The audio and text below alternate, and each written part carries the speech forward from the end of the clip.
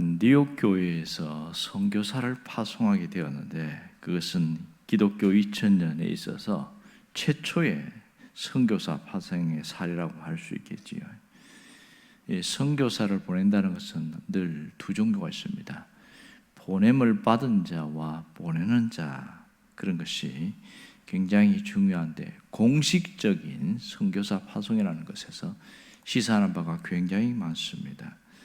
오늘 3절에서 본 대로 안디옥 교회에서 정식으로 두 사람을 안수하여 세워서 파송하게 되는 것인데, 이 안디옥 교회의 선교는 기독교 역사의 선교의 모범이자 모델이 된다고 할 수 있습니다. 여기서 선교사는 무엇인가, 선교사는 무슨 일을 하는가, 또 어떻게 일을 하는가, 이런 것을 잘 보여주고 있습니다. 오늘 우리가 주목할 것은 그들이 어디로 해서 출발해서 어떻게 갔는가 하는 점입니다. 오늘 4절에 보니까 실루기아에서 내려가 배를 타고 갔다, 그 얘기하고 있습니다. 자, 여기서 왜 실루기아라는 그런 얘기를 할까, 그리고 그들의 행선지가 어디길래 이곳으로 갈까, 이런 것을 우리가 생각해 봐야 됩니다. 자, 이 실루기아라는 이 항구를 우리가 한번 생각해 봐야 되는데요, 공식 헬라어 명칭은 셀류케이아입니다. 셀류케이아는 주전 300년경에 셀류코스 1세에 의해서 그렇게 항구가 시작되었습니다. 이 셀류케이아는 당시 시리아의 가장 큰 최대의 항구였습니다. 헬라 제국 때에 있었던 일이니까요. 그 헬라 제국의 알렉산더 대왕이 일찍 돌아가셨거든요. 33살에. 그런데 그 밑에 희화에 있던 4명의 장군들이 있었는데 그 어마어마한 땅을 4명이 영토 분할해서 통치를 하게 되어집니다. 그런데 오늘 여기에 있는 시리아 지역은 셀류코스 1세가 통치를 합니다. 그렇게 하면서 셀류코스 왕조를 세웠는데, 이 셀류코스 1세가 아버지를 위해서, 안디오쿠스 1세가 아버지인데 아버지를 위해서 그 전 지역에 안디옥이라는 이름을 가진 도시를 무려 16개를 세웁니다. 어마어마한 일이지요. 그러니까 지금 우리가 안디옥 교회 이 지역도 아버지를 위해서 이름 자체를 바꾸어놓은 도시라고 볼 수 있겠지요. 그런데 엄청난 일을 하는데, 또 하나 한 것은 그 실루기아 항구 도시를 직접 형성해서 만들었다는 점입니다. 이렇게 항구 도시를 만들었는데 어떤 일이 벌어지냐면, 또 300년이 지난 이후에 망하잖아요. 셀류코스 왕조가 망하고 로마가 그 나라를 전체를 지배하게 되어집니다. 이 시리아와 이스라엘 전체까지 로마가 지배하는데, 로마의 황제가 이 실루기아 항구를 보니까 상당히 괜찮거든요. 그래서 아예 황제의 항구라고 이렇게 명칭을 정했어요. 그러고 나니까 이 자유무역항인데 엄청난 사람들이 이 실루기아 항구를 통해서 무역을 하고 오고 가고 그런 일을 하고 있는 겁니다. 이것이 바로 이 배경입니다. 로마 직속의 항구라는 것이 특징이고, 그 당시는 아주 거대한 항구라고 할 수 있지요. 그러면 우리가 바울 일행이, 이 바나바와 바울 일행이 이 실루기아에서 출발해서 구브로로 가는 점을 보고 있는데, 오늘 여기서 우리가 주목해야 될 이 실루기아는 왜 중요하냐? 바울과 바나바 일행이 하나님의 특별한 계획을 이루는 출발점이라는 점에서 실루기아는 대단히 중요합니다. 하나님은 이 바나바와 바울을 이방인을 위한 그런 그릇으로 세웠고, 일찍이 바울은 택할 때부터 너는 이방인을 위한 그릇이다, 그 얘기를 했습니다.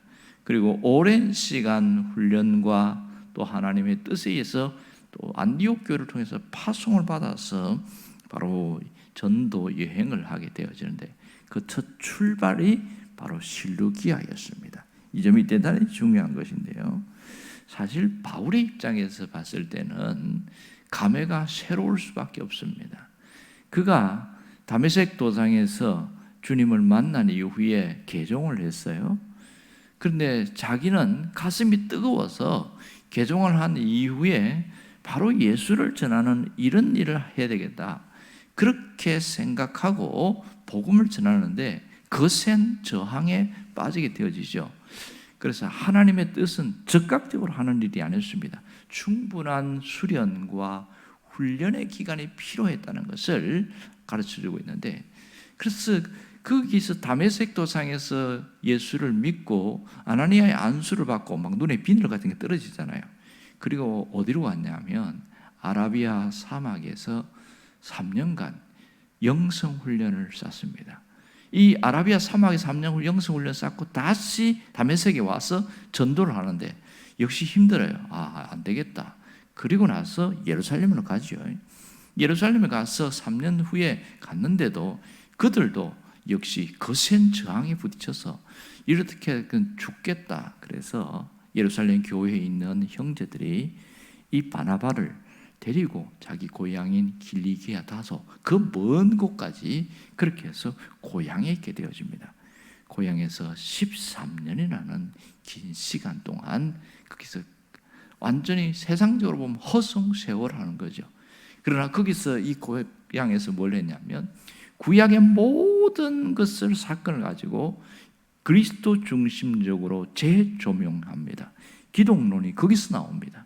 로마서에 나오는 어마어마한 그 사건과 이야기들은 바로 그때 13년이라는 세상적으로 볼 때는 버려진 시간 속에서 체득화되고 녹아졌습니다.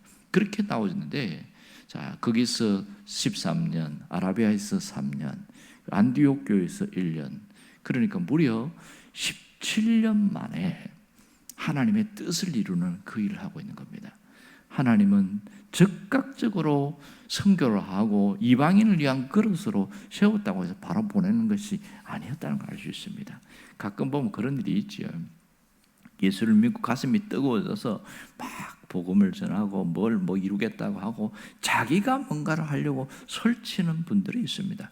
그러다 보면 환경에 밖에 거센 저항에 부딪힐 때 좌절하고 실망하고 그렇게 시험에 빠져요. 왜 하나님은 나에게 이런 뜨거움을 주는데 왜 이런 어려움에 부딪히게 하는가? 그런 것은 아직 신앙으로서 충분한 성숙과 성장을 위한 훈련이 되지 않았기 때문에 하나님이 그 환경을 허락하실 때가 있어요. 바울이 그랬습니다. 그렇게 지식적으로 똑똑하고 모든 것을 갖추고 있었지만 17년이라는 긴 시간 동안 하나님이 끊임없는 성장과 성숙을 위한 훈련의 과정을 갖게 했습니다. 그 다음부터는 일사천리로 마지막까지 죽는 힘을 다해서 복음을 전하는 그런 일을 하는데 그 첫 스타트가 어디냐면 실루기아 항구였다는 점입니다. 거기서부터 시작되었다는 것이 대단히 중요한데요. 사실 그때부터 주님을 위한 통로, 주님의 사랑과 생명을 전하는 주님의 통로로 쓰임을 받게 되었습니다. 그런데 세상적으로 보면 바나바와 바울 일행이 실루기아 항에서 배를 타고 갔다고 해서 그렇게 화려하게 보이지도 않고 아무도 관심 갖지 않았습니다. 누구도 그들에 대해서 영향력을 생각해도 않았습니다. 하지만 이들의 출발점은 기독교 역사의 큰 획을 긋는 어마어마한 역사의 출발이라는 것을 우리가 생각해야 됩니다. 역사적 순간이 바로 실루기아 항에서 시작되었다는 것이죠. 단순한 배를 타고 가는 것이 아니라 그들의 인생의 항해가 시작되었다는 것을 보여줄 수 있습니다. 주님의 통로로 쓰임받기 위한 인생의 출항이 실루기아에서 시작되었다. 이 점을 우리가 깊이 생각할 수 있습니다. 여기서 우리에게 주는 신앙적 메시지가 있습니다. 그것은 우리 인생은 배를 출항하는 모두가 출항하는 배와 같다. 이것을 보여주는데요. 우리는 이 세상의 논리를 쫓아 살아가는 자기 욕망의 배를 출항시키는 자가 아니라 주님의 사랑과 생명을 실은 그런 배를 출항하는 세상으로 흘려보내는 그런 주님의 통로가 되는 자로 살아야 한다. 이걸 오늘 말씀을 통해서 분명하게 보여줍니다. 누구나 인생의 배를 출항하면서 살아갑니다. 그러나 어떻게 살아왔느냐 하는 것은 마지막 주님 앞에, 심판대 앞에서 거기서 의와 거룩과 생명의 면류관으로 그렇게 하나님 앞에 인정을 받는 사람도 있을 것이고, 이슬도 없이 빛도 없이 사라져가는 자기 욕망을 위해 사는 사람은 그렇게 없어질 것이다.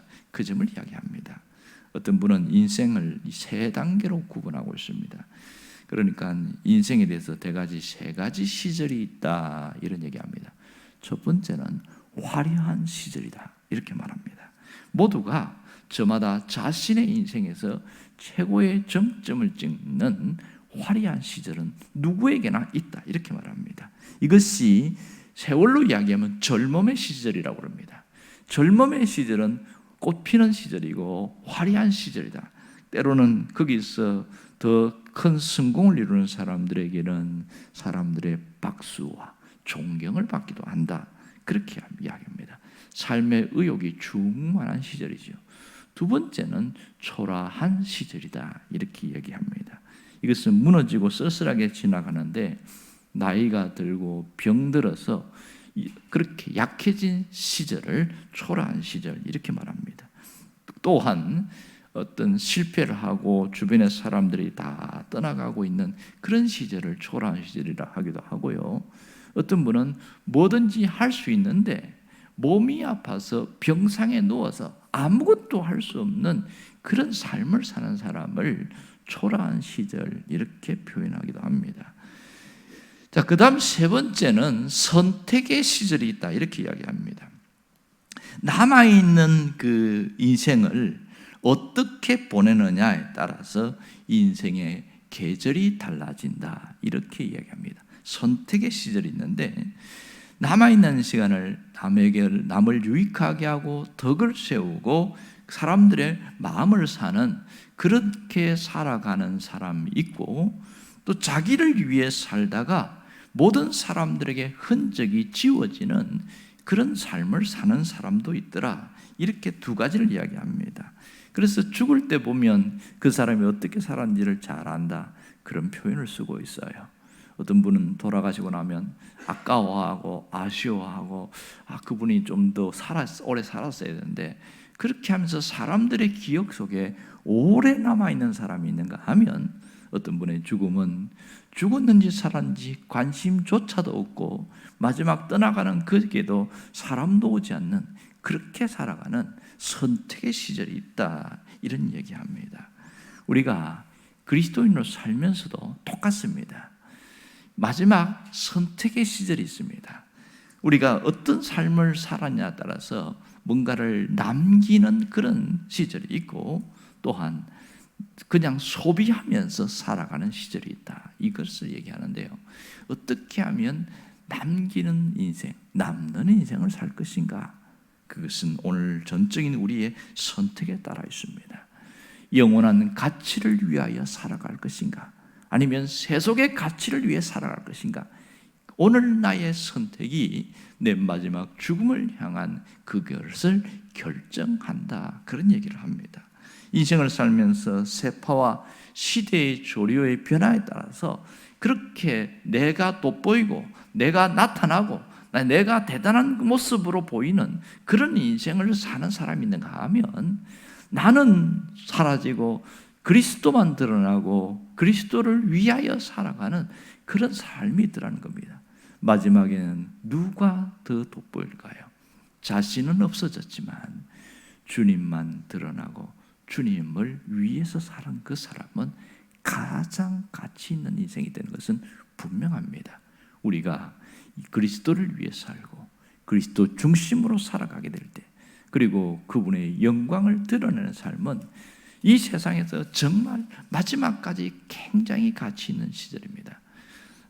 다시 한번 우리가 실루기아 항구를 이야기하자면, 2000년 전에는 왕의 항구, 더 나아가서 황제의 항구라 칭함을 받았던 그 항구가 2000년이 지나면서 어떤 일이 벌어진 줄 아세요? 완전히 폐허가 되고 버려졌어요. 그 이유는 저 위에 8km부터 섭지에서 내려오는 퇴적물들이 쌓이고 쌓이면서 더 이상 항구의 기능을 할 수 없게 되어버린 거예요. 그러니 퇴적물이 쌓인 그곳에 항구를 쓸 수 없으니까 사람들도 떠나가고, 지금 선교를 가는 분들은 한번 그 실루기아 항구를 가보면 황량하게 버려진 그 모습을 보는 거예요. 너무너무 초라하다는 거예요. 아무도 찾아오지 않습니다. 그렇게 비참하게 쓰러지는 모습을 보면서 인생이 이렇다, 그 얘기를 하는 거예요. 우리가 한평생 한 번 살다가 갑니다. 어떻게 살다 갈 것이냐는 오늘의 순간순간의 선택이 결정하는 것이지 하나님이 우리를 몰고 가는 게 아니에요. 하나님이 보여주시는 것은 큰 뜻이 있고 작은 뜻이 있어요. 거대한 하나님의 뜻이 있지만 또 나를 통해서 이루고자 하는 작은 뜻이 있습니다. 거기에 내가 얼마나 순종하고 살아가느냐, 얼마나 주님을 위하여 살아가느냐, 그것이 우리 인생의 판도를 완전히 바꿔놓습니다. 자, 생각해 보세요.